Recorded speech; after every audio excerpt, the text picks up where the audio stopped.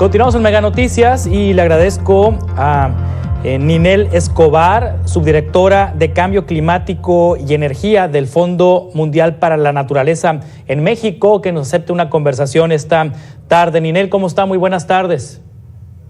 Hola, buenas tardes. Un saludo al auditorio.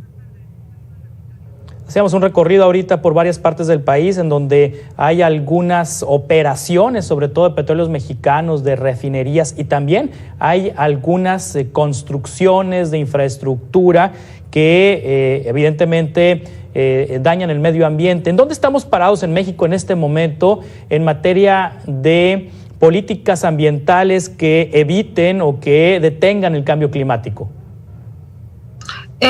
Pues para empezar, quisiera decir que México es firmante del Acuerdo de París, que el Acuerdo de París es el acuerdo internacional más grande y con más alcance que se ha logrado en la lucha contra el cambio climático en los que son firmantes más de 170 países.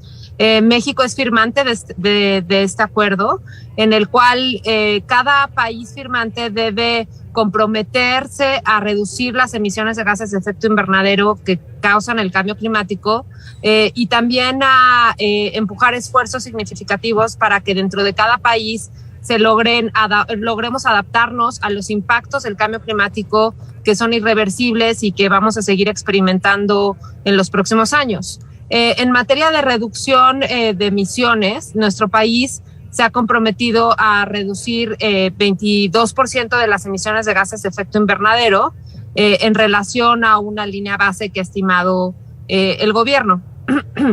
Y las evaluaciones internacionales que se han hecho sobre estas metas de reducción de emisiones tanto de México como de otros países indican que en el caso de México son insuficientes para lograr la meta que tiene o el objetivo global que tiene el Acuerdo de París, que es no rebasar el aumento de la temperatura global del planeta, el promedio del aumento en los 1.5 grados.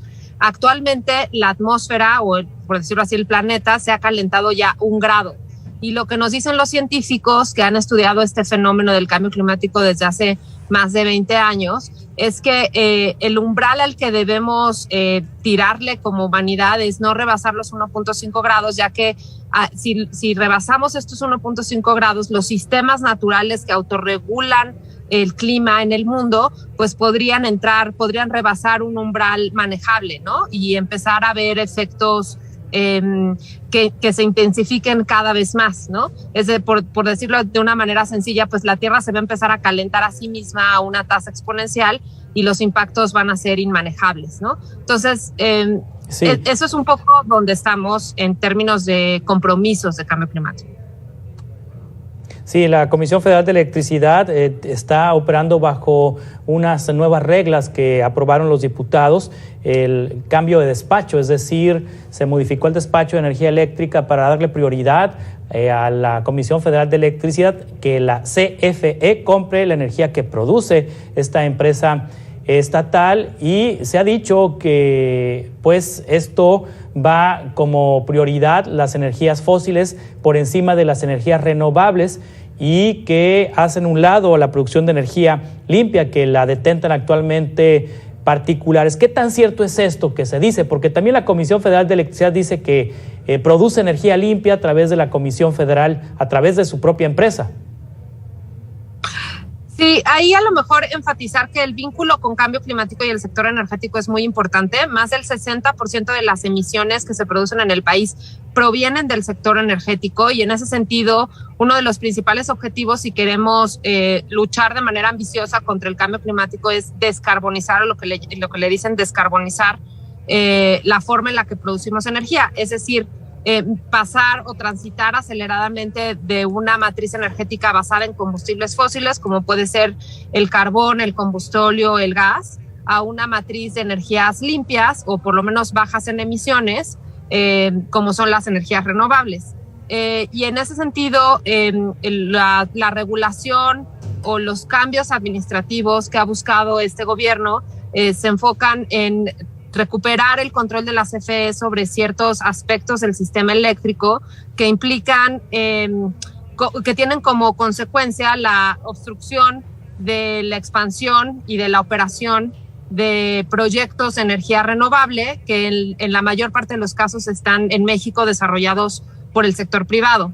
Entonces son dos discusiones relacionadas, una en torno al el modelo que busca esta administración en torno al sistema eléctrico y el hecho de que el sector privado sea el principal desarrollador de proyectos de energía renovable en México. Y sin duda tiene un impacto significativo en las emisiones y en la lucha contra el cambio climático de nuestro país.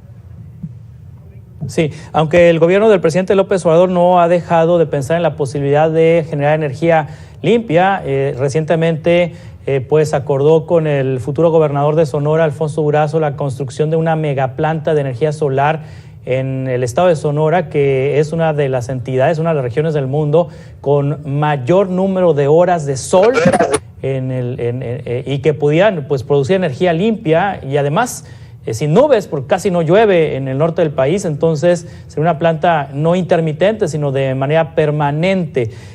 ¿Cómo ve Ninel Escobar, subdirectora de Cambio Climático y Energía del Fondo Mundial para la Naturaleza, empresas estatales de producción de energía limpia? ¿Tiene el Estado la capacidad para hacer esto? Pues en estricto sentido es posible y es deseable. Siempre tener un sistema diversificado con muchas empresas, con muchos actores involucrados, es deseable para cualquier sistema y más para los sistemas energéticos que necesitan mucha resiliencia. Creo que es una buena noticia si el Estado quiere invertir en energías renovables. Creo que el tema más sensible o las barreras más complicadas tienen que ver con las tecnologías de las energías renovables y con la capacidad de las empresas de ser competitivas en un mercado abierto. En el caso de México y en el mundo, las energías renovables se han vuelto muy competitivas porque han invertido mucho en tecnología y desarrollo desde hace muchos años. Hace 30 años era muy caro generar un megawatt de energía renovable y hoy por hoy son las energías más baratas comparado con otras. Y México ha alcanzado los precios más baratos en los esquemas de subastas, que son instrumentos que permiten esa reducción de costos significativos. Entonces, creo que es posible que el gobierno genere este tipo de proyectos y tecnologías. El tema es a qué costos, con qué tecnologías y cómo estas interactúan con otros proveedores y si tiene sentido en un mercado que proyectos de gobierno compitan con proyectos privados a la luz de estos criterios, ¿no?